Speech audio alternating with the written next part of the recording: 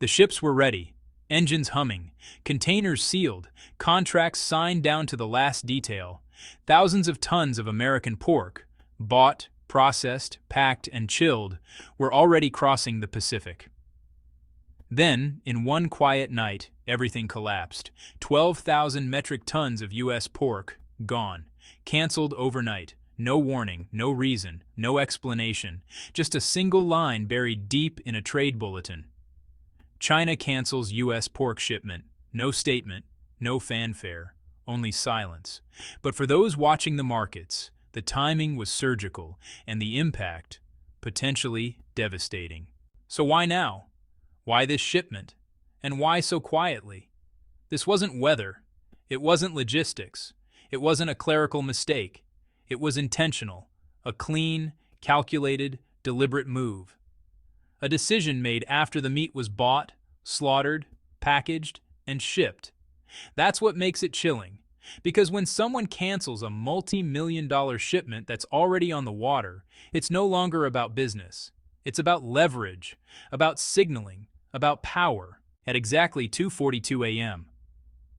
Beijing time, April 18th, a quiet directive went out to importers across China. Every company holding U.S. pork orders in transit got the same message. Cancel them. All of them. Not postpone, not reroute, not renegotiate, cancel.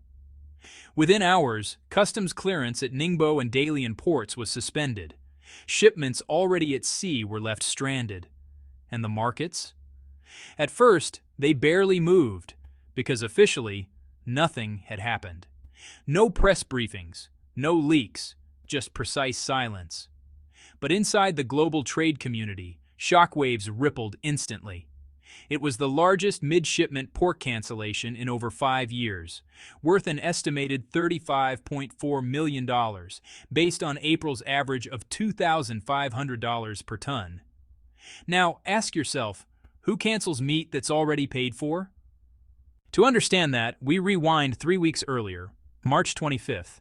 The U.S. imposed a 172% countervailing duty on all pork imported from China. The justification? A USDA investigation claiming that Chinese pork producers received illegal subsidies and irregular veterinary certifications. Washington made its move. Beijing said nothing. No statements, no tariff retaliation, just silence. Then came this, a surgical strike. A quiet, targeted cancellation worth tens of millions. Designed not to make headlines, but to make a point. China's foreign ministry denied any connection to the tariffs, but internal briefings, reviewed by the South China Morning Post, told another story, describing the move as part of a precision decoupling strategy. A new approach to trade retaliation, sending messages quietly rather than through loud tit-for-tat exchanges. This wasn't about pork, said Dr. Hao Wu, a trade policy expert at Fudan University. It was about showing the U.S. that no sector, not even traditional commodities, is untouchable anymore. And if it were just symbolic, why were pork buyers in Brazil and Spain celebrating before sunrise? Because when China steps back, someone else steps in. The effect was immediate and brutal. According to the National Pork Producers Council, the cancellation created a glut of 26 million pounds of unsold pork, the equivalent of 110,000 market-ready hogs flooding an already strained U.S. supply chain. The hardest hit, Iowa, North Carolina, and Minnesota, states that supply nearly 60% of America's pork exports to China. In Iowa alone, the Farm Bureau estimated $9.7 million in direct losses. But the chain reaction went much further. Plummeting auction prices, overflowing cold storage, and processing plants overwhelmed with inventory they couldn't move. In Worth County, a local processor had to lay off 117 workers within just 2 days. That's when markets finally woke up. "This isn't a disruption," said Chris Novak, CEO of the NPPC. "This is a vacuum, and it's expanding fast." And that vacuum was quickly filled. Within hours, suppliers from Brazil, Spain, and even Vietnam began securing new deals to cover China's protein demand. The shift was almost instantaneous, and the message to U.S. exporters was unmistakable: you are no longer guaranteed a seat at the table. On April 19th, as the news broke, Tyson Foods stock dropped 4.3%, and Hormel Foods fell 3.1%. Citi Research brushed it off as a one-time retaliatory gesture. But Morgan Stanley warned investors this could mark the beginning of a structural realignment in China's protein supply chain. In other words, this wasn't a warning shot. It might be the first move in a quiet global realignment. And here's where it gets darker.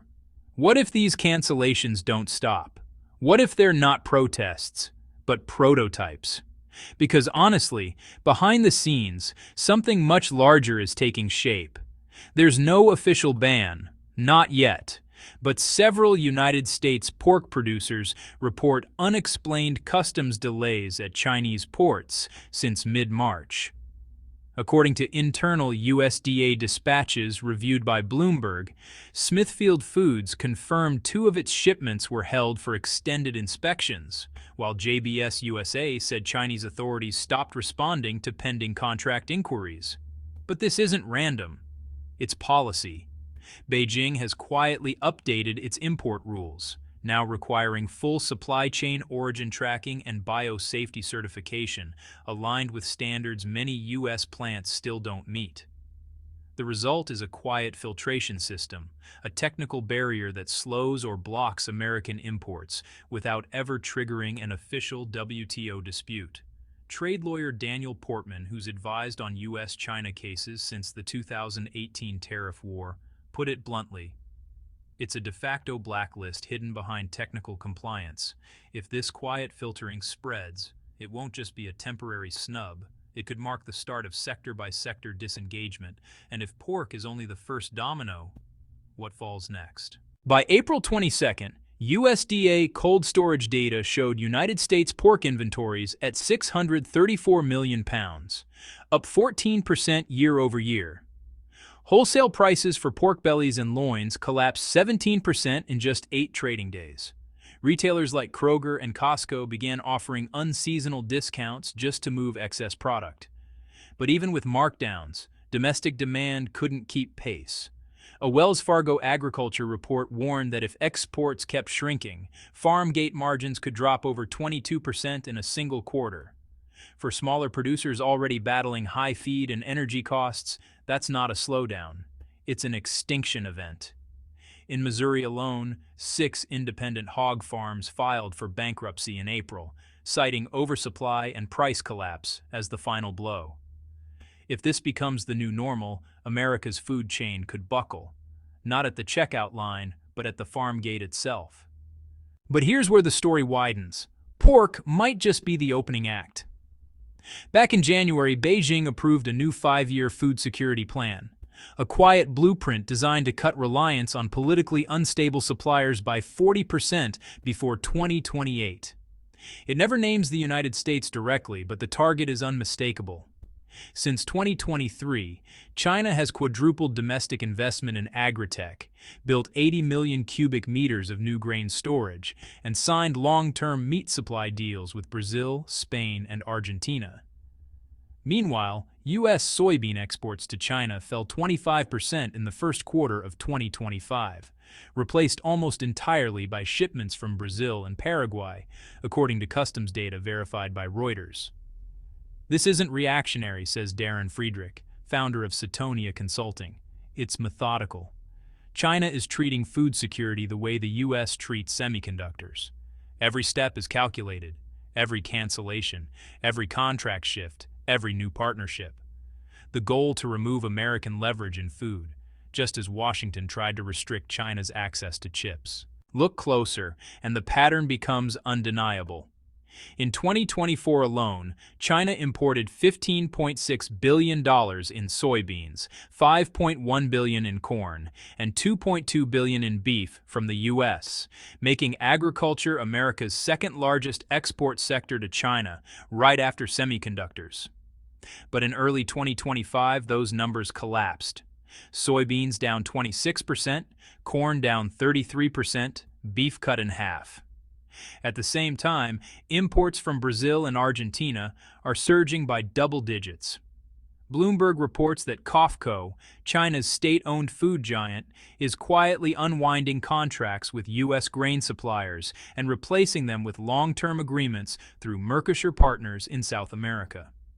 And in April, China signed a landmark food security agreement with Russia, granting 20-year preferential import terms on barley, wheat, and beef. In other words, they've already locked in their backups. These aren't random trade shifts. They're contingency plans for decoupling, executed methodically, one commodity at a time. So here's the real question. If pork, soybeans, corn, and beef are quietly vanishing from China's order books, what happens next? This wasn't just a lost sale, it was a message to farmers, to traders, to entire industries built around Chinese demand. Because when 12,000 metric tons of pork vanish mid-shipment, that's not logistics. That's leverage. So we have to ask, if China can surgically phase out American pork, what happens when that same precision is aimed at semiconductors, pharmaceuticals, or even U.S. treasuries? The next cancellation might not show up on a bill of lading. It might appear in bond yields, Wall Street sell-offs, or entire supply chains grinding to a halt. Because maybe the real decoupling won't be loud, it won't be sudden, and it won't start with a tariff. Maybe it's already underway, one quiet cancellation at a time. And if that's true, then the biggest move China is preparing is the one the world still hasn't seen.